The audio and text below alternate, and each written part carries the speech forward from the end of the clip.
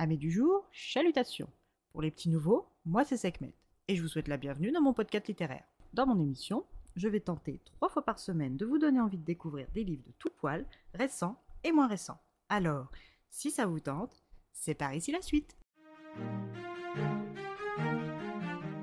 Aujourd'hui, je vais vous présenter Spider Psychosis de Roxane Marielli, publié aux éditions Octoquill, collection Cœur de Ronce. Dans cette dark romance, nous allons partir à la recherche d'Eleanor Marina Judith Ray, 25 ans, fraîchement diplômée en psychologie et en criminologie.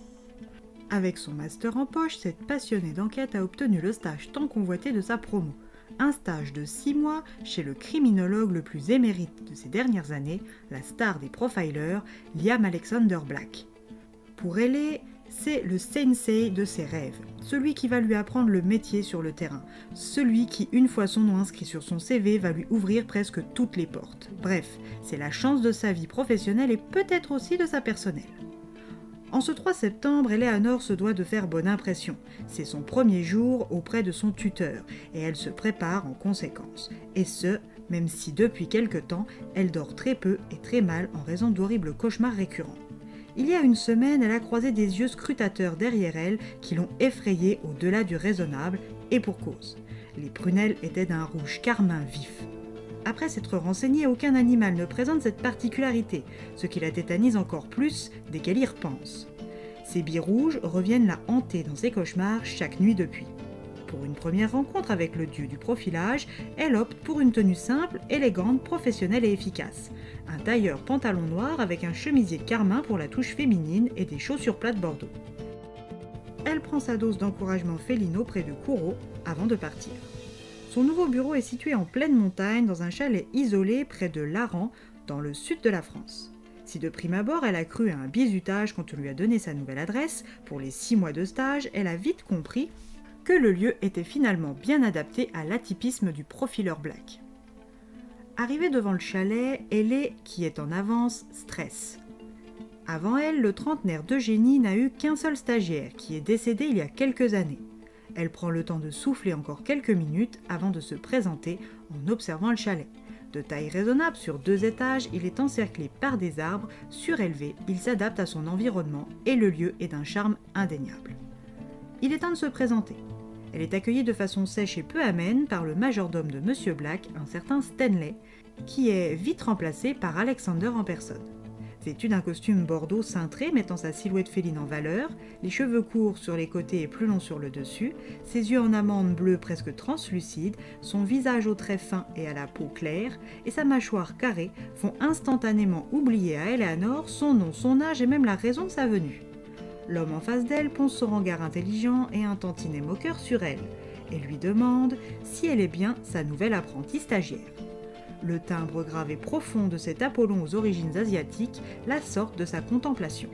Elle se sent particulièrement gênée et ridicule de s'être comportée comme une adolescente bourrée d'hormones un peu trop émotive face à un très bel homme charismatique.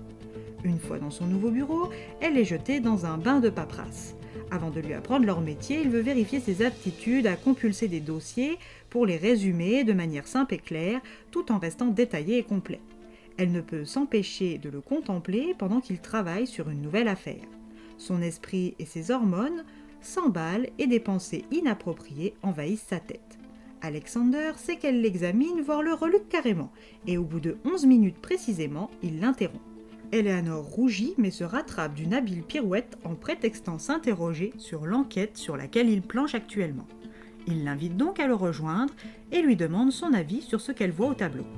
Devant elle, des photos de femmes suppliciées et violemment tuées.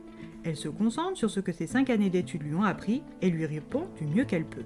Le reste de la journée tourne autour de sa mission administrative et ce jusque presque 19h. De retour chez elle épuisée, elle se glisse sous une douche bien chaude sans sentir la présence de l'ombre qui l'observe. Une nouvelle nuit chaotique et la revoilà au chalet, prête à reprendre sa tâche ennuyeuse de la veille. Alexander lui annonce qu'elle va devoir travailler sur sa première enquête.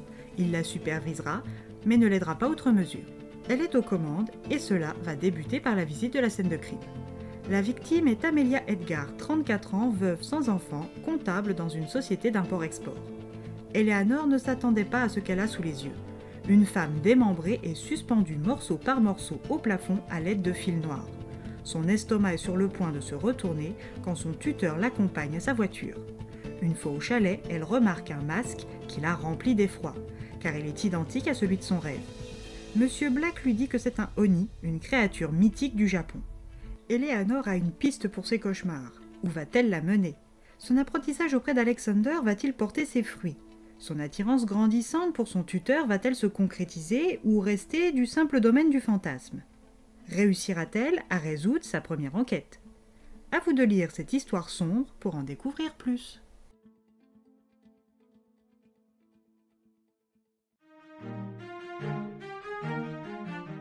Une dark romance classico-classique où le méchant est anormalement attirant et ce malgré tous les red flags, violent mais pas trop avec elle uniquement, plein de vices mais avec encore un minimum de conscience, un stalker harceleur qui ne peut résister au fil du destin et qui n'est finalement pas libre d'agir autrement pour la faire sienne, le tout saupoudré de quelques scènes spicy par-ci par-là.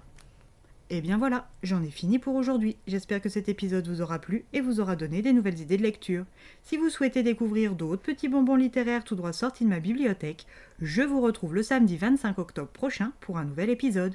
Et si d'ici là je vous manque de trop, vous connaissez le chemin sur Instagram, @leslectures de Sekhmet. Sur ce, chalut les amis et à la prochaine.